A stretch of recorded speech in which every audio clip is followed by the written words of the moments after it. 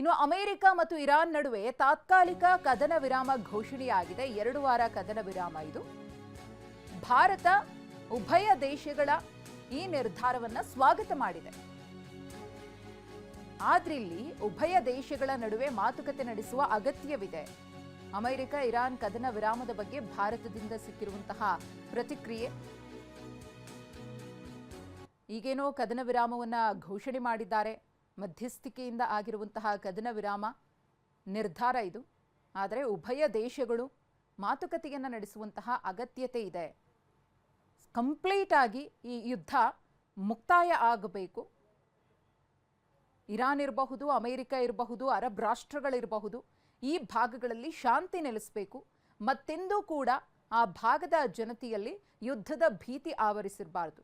ಅಂತಹ ಒಂದು ಗಟ್ಟಿ ನಿರ್ಧಾರವನ್ನು ತೆಗೆದುಕೊಳ್ಬೇಕು. ಈಗ ತಾತ್ಕಾಲಿಕ ಬ್ರೇಕ್ ಅಲ್ಲ, ಇದಕ್ಕೆ ಒಂದು ಪೂರ್ಣ ವಿರಾಮವೇ ಬೀಳಬೇಕು.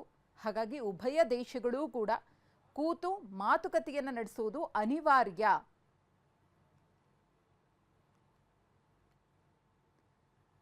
ಇನ್ನು ಈ ಒಂದು ವಿಚಾರಕ್ಕೆ ಸಂಬಂಧಪಟ್ಟಂತೆ ನಾವು ಗಮನಿಸ್ತಾ ಇದ್ದೀವಿ ಅಮೆರಿಕ ವಾದ ಮತ್ತು ಇರಾನ್ ವಾದ. ಅಮೆರಿಕ ಅಧ್ಯಕ್ಷ ಡೊನಾಲ್ಡ್ ಟ್ರಂಪ್ ಅವರಿಗೆ ಒಂದು ದೊಡ್ಡ ಗೆಲುವು ಅನ್ನೋದು ಅಮೆರಿಕದ ವಾದ. ಆದರೆ ಯುರೇನಿಯಂ ಸಂವರ್ಧನೆ ಮುಂದುವರಿಯುತ್ತೆ ಅಂತ ಹೇಳಿ ಇರಾನ್ ಕೂಡ ಹೇಳಿಕೊಂಡಿದೆ. ಯಾರಿಗೆ ಗೆಲುವು ಯಾರಿಗೆ ಸೋಲು ಅನ್ನೋ ಲೆಕ್ಕಾಚಾರಗಳು ಅಸಾಧ್ಯವಾದುದನ್ನು ಅಮೆರಿಕ ಸೇನೆ ಮಾಡಿ ತೋರಿಸಿದೆ ಅನ್ನೋದು ಅಮೆರಿಕದ ವಾದ.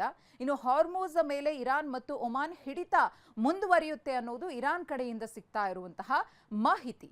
ಹಾಗೆಯೇ 4 ರಿಂದ 6 ವಾರಗಳ ಕಾಲ ಯುದ್ಧ ನಡೆಯುವುದು ಟ್ರಂಪ್ಗೆ ಅನುಮಾನ. ಮತ್ತೊಂದು ಕಡೆ ಇರಾನ್ ಹೇಳೋದೇನೆಂದ್ರೆ ಹಾರ್ಮೂಜ್ನಲ್ಲಿ ಪ್ರತಿ ಹಡಗಿಗೆ ಇರಾನ್ ಶುಲ್ಕವನ್ನ ವಸೂಲಿ ಮಾಡಲಿದೆ. ಅದು ಇರಾನ್ ಕಡೆಯಿಂದ ಸಿಗ್ತಾ ಇರುವಂತಹ ಒಂದು ಸ್ಪಷ್ಟ ಮಾಹಿತಿ. ಅಮೆರಿಕ ವಿಚಾರವಾಗಿ ಆಪರೇಷನ್ ಎಪಿಕ್ ಫ್ಯೂರಿ ಬಗ್ಗೆ ಟ್ರಂಪ್ ಅವರಿಗೆ ಅನುಮಾನ ಕಾಡ್ತಾ ಇದೆ. Iran ಷರತ್ತಿಗೆ America ತಲೆಬಾಗಿದೆ. ಎಲ್ಲೋ ಒಂದು ಕಡೆ ಇರಾನ್ ಮುಂದೆ ಅಮೆರಿಕವೇ ಮಂಡಿ ಊರಿದೆ ಅನ್ನೋದು ಇರಾನ್ನ ವಾದ ಆಗುತ್ತೆ.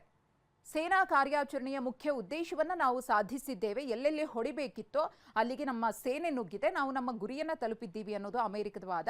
ಅಮೆರಿಕ ನಮ್ಮ 10 ಷರತ್ತುಗಳನ್ನು ಒಪ್ಪಲೇಬೇಕಾದಂತಹ ಸ್ಥಿತಿಗೂ ಕೂಡ ಅದು ಬಂದಿತ್ತು ಅನ್ನೋದು ಇಲ್ಲಿ ಇರಾನ್ನ ವಾದ ಆಗಿದೆ. ಸೇನಾ ಕಾರ್ಯಾಚರಣೆಯ ಉದ್ದೇಶವನ್ನು ನಾವು ಈಡೇರಿಸಿದ್ದೀವಿ ಈ 40 ದಿನಗಳ ಯುದ್ಧದಲ್ಲಿ ಅಂತ ಹೇಳಿ ಅಮೆರಿಕ ಹೇಳಿಕೊಂಡ್ರೆ, ಅಮೆರಿಕ ಏನು ಹೇಳುತ್ತೋ ಅದಕ್ಕೆ ತದ್ವಿರುದ್ಧವಾಗಿ ಇರಾನ್ ಮುಂಚೆಯಿಂದಲೂ ಕೂಡ ಹೇಳ್ಕೊಂಡು ಬರ್ತಾ ಇದೆ. ಅಮೆರಿಕ ಅಧ್ಯಕ್ಷ ಡೊನಾಲ್ಡ್ ಟ್ರಂಪ್ ಅವರು ನಾವು ಗೆದ್ದಿದ್ದೀವಿ ಅಂತ ಹೇಳಿದ್ರೆ ನಮ್ಮ ಒಂದು ಸೇನಾ ಶಕ್ತಿ ಅಮೆರಿಕವನ್ನ ದಿಗ್ಭ್ರಮೆ ಮಾಡಿದ್ದು, ಅದನ್ನು ದಂಗಾಗಿಸಿದ್ದಂತೂ ಸತ್ಯ.